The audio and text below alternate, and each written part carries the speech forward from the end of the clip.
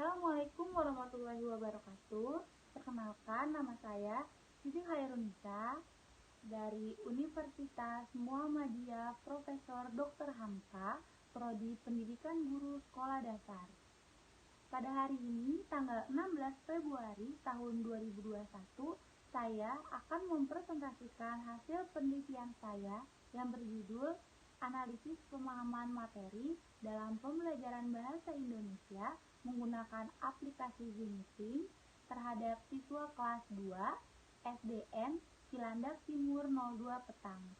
Saya ingin mengucapkan terima kasih kepada Bapak Supiat MPD selaku dosen pembimbing mata kuliah metodologi penelitian.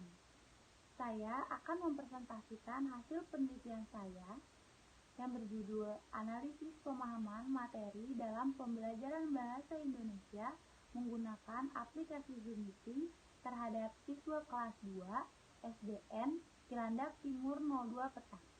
Bab 1 Pendahuluan. A. Latar belakang. Pendidikan merupakan kebutuhan manusia yang sangat penting karena pendidikan dapat membuat ilmu pengetahuan dan teknologi manusia menjadi tumbuh dan berkembang ke arah yang lebih kompleks. Nah, pembelajaran bahasa Indonesia salah satu pembelajaran yang wajib dilaksanakan pada pendidikan Indonesia pada kurikulum 2013.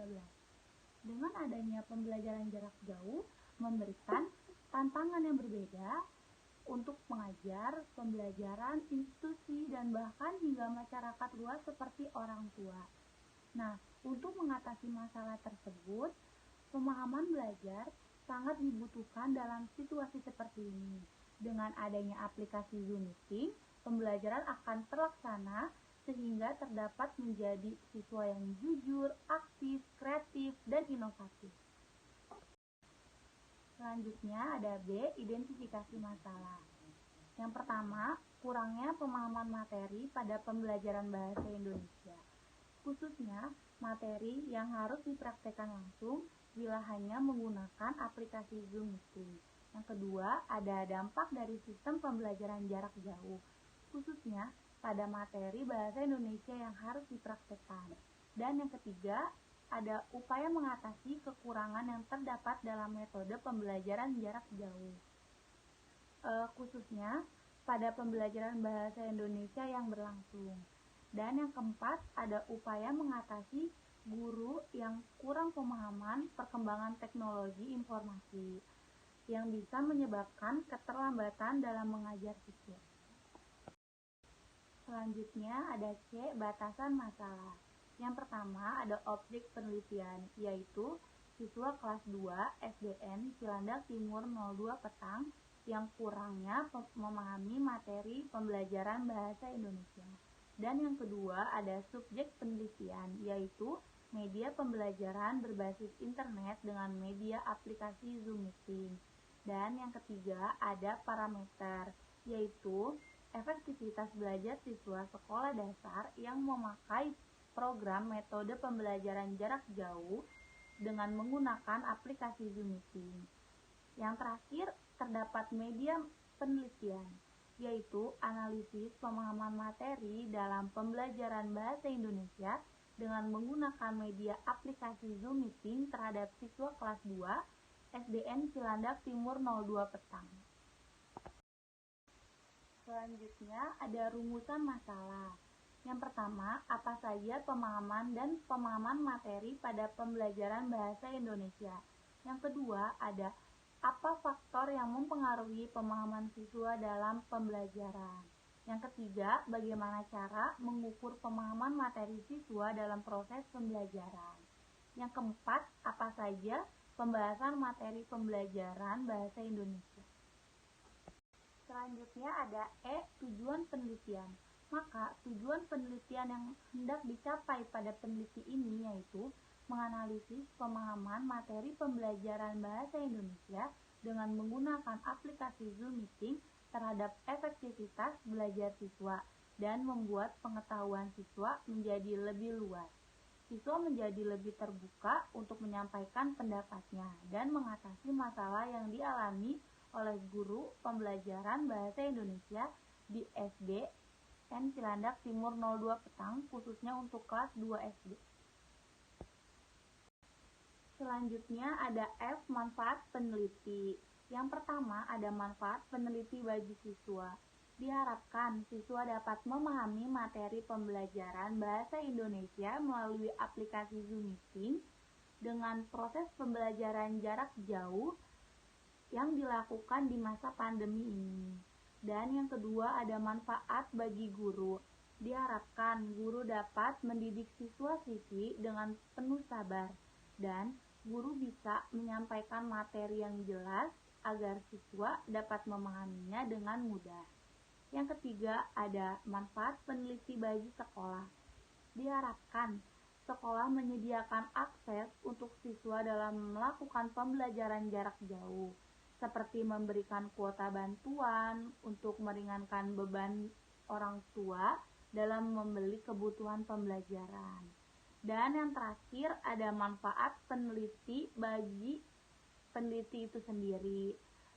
Diharapkan peneliti dapat mengetahui lebih lanjut bagaimana pemahaman materi pembelajaran bahasa Indonesia dengan menggunakan aplikasi Zoom Meeting kelas 2 SDN Cilandak Timur 02 Petang. Selanjutnya ada bab 2 kajian teori. A. Pengertian pemahaman dan pemahaman materi.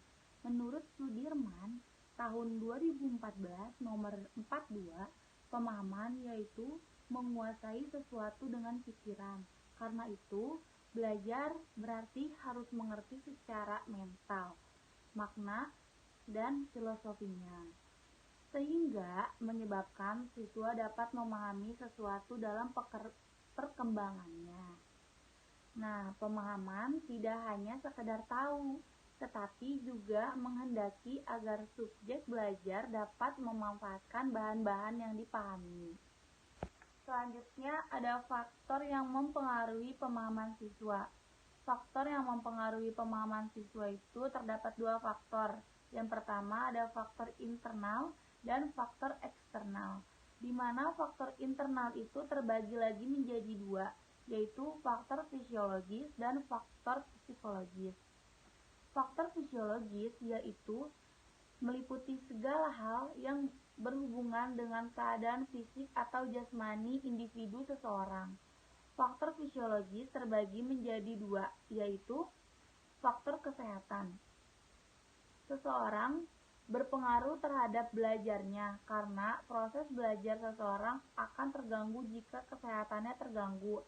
Selain itu, akan lebih cepat lelah, kurang bersemangat, mudah pusing, ngantuk jika keadaannya lemah. Dan yang kedua itu ada cacat tubuh. Cacat tubuh itu sesuatu yang menyebabkan kurang baik atau kurang sempurnanya tubuh. Belajar pada lembaga pendidikan khusus juga dapat diusahakan menggunakan alat bantu agar siswa tersebut dapat memahami proses pembelajaran tersebut. Selanjutnya ada faktor psikologis. Faktor psikologis adalah keadaan atau fungsi psikologis tertentu yang mempengaruhi proses belajar seseorang. Faktor psikologis ini terbagi lagi menjadi 8. Yang pertama ada minat. Minat adalah suatu rasa lebih suka dan rasa ketertarikan pada suatu hal atau aktivitas tanpa adanya menyuruh. Dan yang kedua ada inteligensi. Inteligensi adalah suatu kecakapan global atau rangkuman kecakapan untuk dapat bertindak secara terarah, berpikir secara baik, dan bergaul dengan lingkungan yang efisien. Yang ketiga ada bakat. Bakat adalah faktor yang paling besar pengaruhnya terhadap proses belajar dan hasil belajar seseorang dalam suatu bidang tertentu. Dan yang keempat ada motivasi. Motivasi itu adalah daya penggerak atau pendorong untuk melakukan suatu pekerjaan. Jadi motivasi itu memberikan semangat untuk terus berusaha agar mendapatkan apa yang ia inginkan. Selanjutnya kita ke faktor eksternal. Faktor eksternal itu terbagi menjadi 3. Yang pertama ada faktor lingkungan. keluarga, yang kedua ada faktor lingkungan sekolah, dan yang ketiga ada faktor lingkungan masyarakat. Nah, faktor lingkungan keluarga merupakan lingkungan pertama dan utama dalam menentukan perkembangan pendidikan seseorang. Nah, faktor lingkungan keluarga itu ada ciri-cirinya. Yang pertama, ada perhatian orang tua. Perhatian orang tua itu dalam lingkungan keluarga, setiap individu atau siswa perlu ya perhatian orang tua dalam mencapai suatu prestasi belajarnya. Karena perhatian orang tua ini akan menentukan seseorang siswa dapat mencapai prestasi yang lebih tinggi.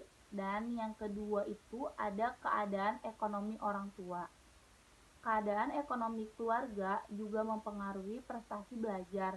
Terkadang siswa yang merasa kurang percaya diri dengan keadaan ekonominya, akan tetapi ada juga siswa yang keadaan ekonominya baik tetapi prestasi belajarnya rendah, atau siswa yang keadaan ekonominya rendah malah mendapat prestasi yang lebih tinggi. Nah, yang ketiga itu ada hubungan antara anggota keluarga. Dalam keluarga itu harus menjadi hubungan yang harmonis ya, antar personil yang ada. Jadi dengan adanya hubungan yang harmonis antar keluarga, akan mendapatkan kedamaian, ketentraman, ketenangan. Hal ini tuh dapat menciptakan kondisi belajar yang baik sehingga prestasi belajar siswa itu dapat mencapai tinggi. Selanjutnya yang kedua ada faktor lingkungan sekolah. Faktor lingkungan sekolah adalah lembaga formal terjadinya proses belajar mengajar. Ada beberapa hal yang menunjang keberhasilan belajar seseorang di sekolah. Di antaranya yang pertama ada kurikulum yang baik. Kurikulum yang baik itu sesuai dengan kemampuan siswa. Kurikulum diartikan sebagai sejumlah kegiatan yang diberikan kepada siswa agar siswa menerima, menguasai, dan mengembangkan pelajaran itu. Yang kedua, ada sarana prasarana. Sarana dan prasarana itu merupakan kondisi yang baik karena adanya gedung sekolah dan lengkap fasilitas belajar seperti buku belajar, ruang ibadah, laboratorium, dan lain-lain. Nah, anak didik itu dapat belajar dengan baik apabila suatu sekolah memenuhi segala kebutuhan anak didiknya. Dan yang ketiga itu ada tata tertib dan disiplin. Salah satu yang paling mutlak itu harus ada di sekolah menunjang keberhasilan belajar adalah adanya ketertiban dan disiplin yang ditegaskan secara konsisten. Dan yang keempat ada guru. Guru adalah salah satu komponen manusiawi dalam proses belajar mengajar. Guru yang baik adalah guru yang profesional mengajar sesuai dengan keahliannya. Yang terakhir ada faktor lingkungan masyarakat. Nah, faktor lingkungan masyarakat itu kegiatan siswa dalam masyarakat dapat menguntungkan terhadap perkembangan pribadinya. Selanjutnya, media massa. Media massa yang dimaksud ini adalah bioskop, radio, TV, surat kabar, buku-buku, komik, dan lain-lainnya. Media massa yang baik adalah media massa yang memberikan pengaruh yang baik terhadap siswa dan juga terhadap proses pembelajaran. Nah, yang ketiga itu ada teman bergaul. Pengaruh dari teman bergaul ini, siswa lebih cepat masuk dalam jiwanya daripada yang kita duga. Teman yang baik membawa kebaikan seperti membawa belajar bersama, kerja kelompok, mengerjakan hal-hal positif. Terus yang keempat ada bentuk kehidupan masyarakat. Yang kelima ada lingkungan sekitar, keadaan lingkungan. Nah, keadaan alam yang tenang dengan udara yang sejuk mempengaruhi kesegaran jiwa murid sehingga memungkinkan hasil belajar yang akan lebih tinggi daripada lingkungan yang gaduh dengan udara yang panas dan kotor akan membuat siswa menjadi sulit untuk berpikir. Selanjutnya ada mengukur materi siswa. Seorang siswa dikatakan paham yaitu apabila dia dapat membangun hubungan atau mengkonstruksikan inti dari berbagai ranah pengetahuan atau menciptakan inti dari beberapa objek. Siswa yang paham adalah siswa yang dapat mengkoneksikan pengetahuan yang dimilikinya dengan pengetahuan yang baru dia dapatkan. Nah, mengukur pemahaman materi siswa ini dibagi menjadi 7. Yang pertama ada menafsirkan. Menafsirkan terjadi pada saat seseorang siswa dapat mengubah suatu bentuk informasi pada bentuk informasi yang lain, misalnya dari grafik ke kalimat, atau sebaliknya dari kata ke angka, atau sebaliknya, maupun dari kata ke kata. Contohnya dari menafsirkan itu seperti meringkas. Nah, yang kedua itu memberikan contoh. Contoh atau mengilustrasikan dapat dilakukan seorang siswa apabila dikatakan pada saat dia dapat memberikan contoh dari suatu konsep atau prinsip yang bersifat umum. Nah, selanjutnya ada mengklasifikasikan.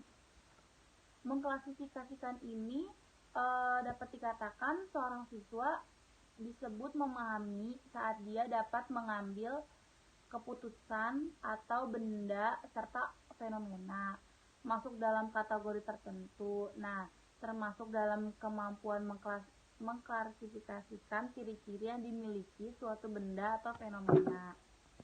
Selanjutnya ada meringkas. Meringkas merupakan kegiatan membuat suatu pertanyaan yang mewakili seluruh informasi atau membuat suatu abstrak dari sebuah tulisan. Nah, meringkas ini menuntut siswa untuk memilih inti dari suatu informasi dan meringkasnya, yaitu dapat mengspesifikkan suatu kondisi. Mungkin meringkas itu bisa diartikan sebagai merangkum ya. Nah, yang kelima itu menarik referensi. Menarik referensi itu terjadi saat seorang siswa mampu mengabstrakkan sebuah sampel atau menentukan suatu pola dari sederetan contoh atau fakta. Yang keenam ada membandingkan.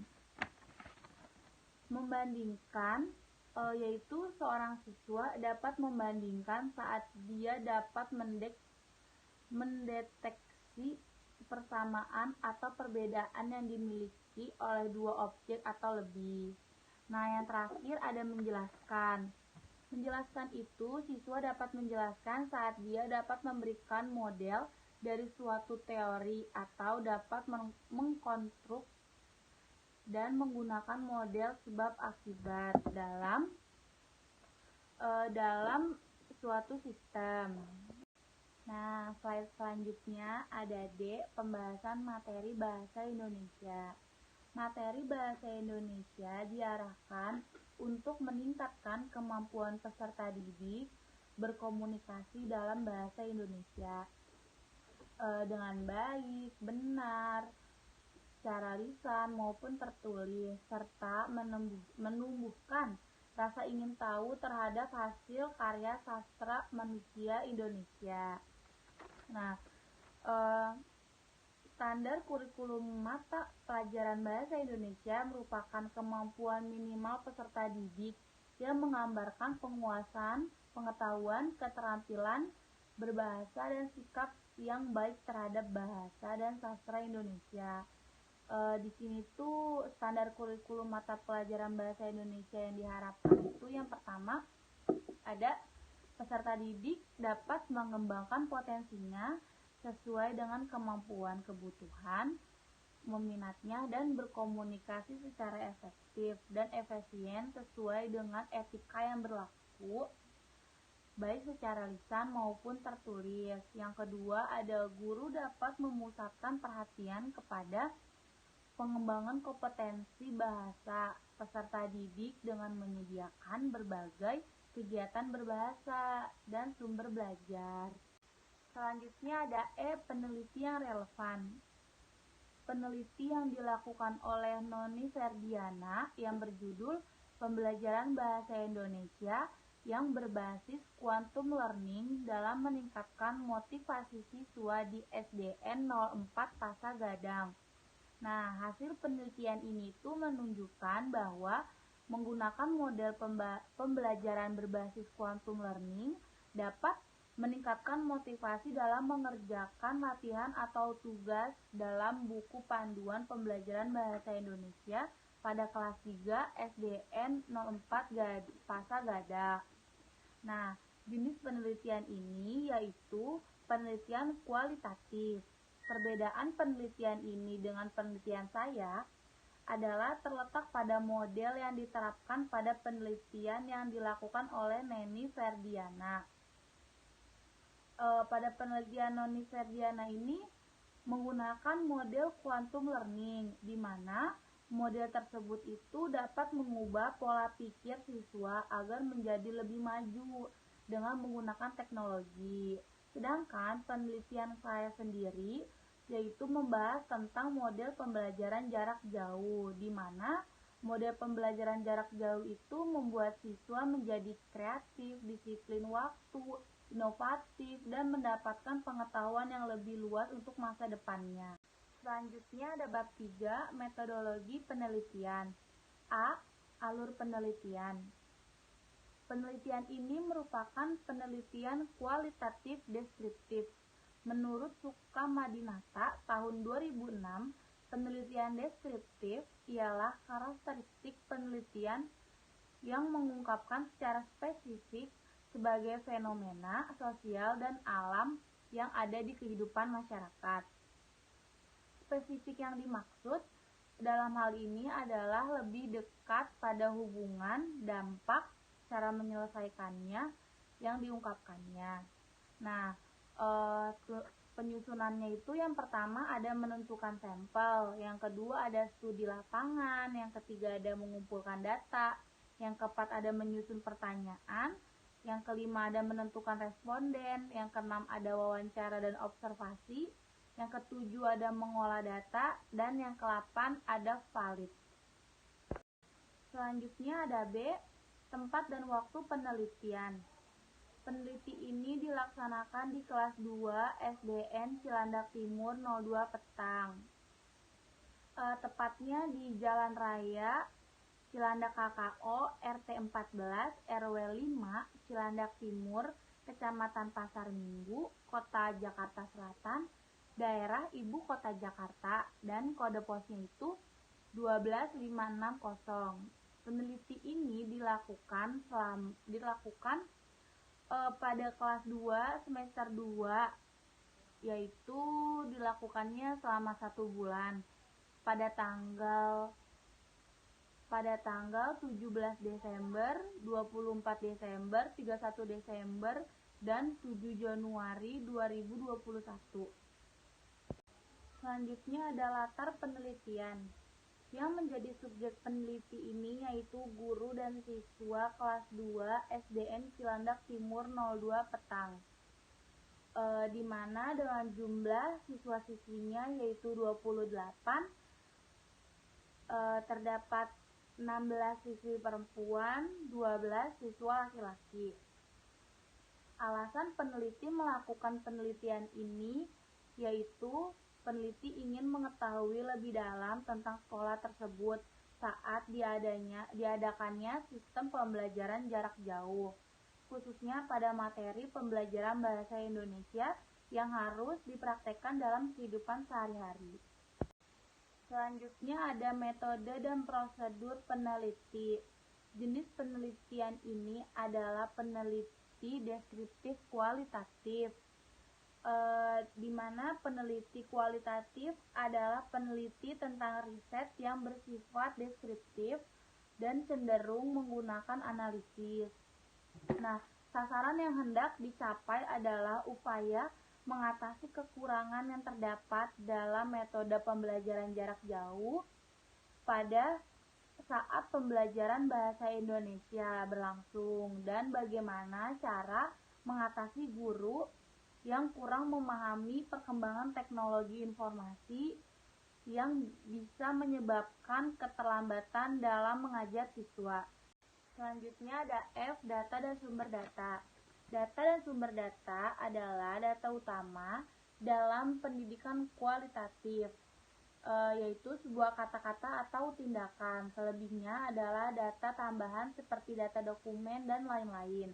Dan data dan sumber data itu dibagi menjadi dua, yaitu data primer dan data sekunder, di mana data primer adalah pengambilan data yang dengan instrumen pengamatan, wawancara, catatan lapangan, dan penggunaan dokumen. Adapun dalam penelitian ini, sumber data primer yaitu wawancara mendalam dengan guru siswa dan orang tua tentang kurangnya pemahaman materi pada bahasa Indonesia, khususnya materi yang harus dipraktikkan langsung bila hanya menggunakan aplikasi Zoom Meeting. Dan upaya mengatasi guru yang kurang memahami perkembangan teknologi informasi yang bisa menyebabkan keterlambatan dalam mengajar siswa. Selanjutnya ada sumber dan data sekunder. Sumber dan data sekunder ini yaitu data yang digunakan untuk mendukung data primer, yaitu melalui studi kasus, studi perpustaka, dokumentasi, buku, majalah, koran, arsip tulisan yang berhubungan dengan objek yang akan diteliti pada penelitian ini. Berikutnya ada G, teknik dan prosedur pengumpulan data, di mana pengumpulan data merupakan langkah yang amat penting dalam metode ilmiah. Oleh karena itu, data yang dikumpulkan dalam penelitian ini adalah data primer dan data sekunder. Data primer adalah data yang diperoleh secara langsung melalui wawancara terhadap narasumber, sedangkan data sekunder adalah dokumen-dokumen yang bisa dipubliskan dalam penelitian ini menggunakan metode kualitatif.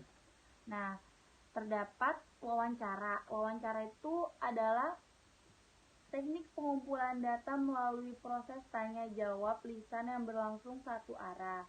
Nah, langkah-langkahnya itu yang pertama, melakukan wawancara terhadap pihak-pihak terkait dengan peneliti ini. Pertanyaan wawancaranya itu didapatkan dari analisis dokumen. Dan yang kedua itu pelaksanaan wawancara dilakukan dengan menggunakan alat perekam atau buku catatan. Selanjutnya ada H, teknik pengumpulan data. Teknik pengumpulan data adalah penelitian kualitatif data diperoleh dari berbagai sumber dengan menggunakan teknik pengumpulan data yang bermacam-macam dan dilakukan secara terus-menerus sampai data itu terkumpul. Terus aktivitas yang dilakukan dalam analisis data itu yang pertama ada reduksi data. Reduksi data merupakan sebuah hasil dari catatan lapangan dengan suatu proses pemilihan, pemusatan, dan penyederhanaan data yang berasal dari lapangan dengan tujuan utama dari penelitian kualitatif adalah temuan. Dan yang kedua itu ada penyajian data. Penyajian data itu yaitu penyajian data dalam bentuk uraian singkat kayak bagan, hubungan antar kategori, serta menyajikan data yang sering digunakan dalam peneliti kualitatif adalah sifat naratifnya. Dan yang ketiga itu ada penarikan data. Penarikan data adalah catatan yang diambil dari berbagai sumber yang ada dan dari hasil-hasil observasi dapat disimpulkan masalah-masalah yang sesuai dengan fokus penelitian penulis. Dan yang terakhir ada I, memeriksa keabasan data.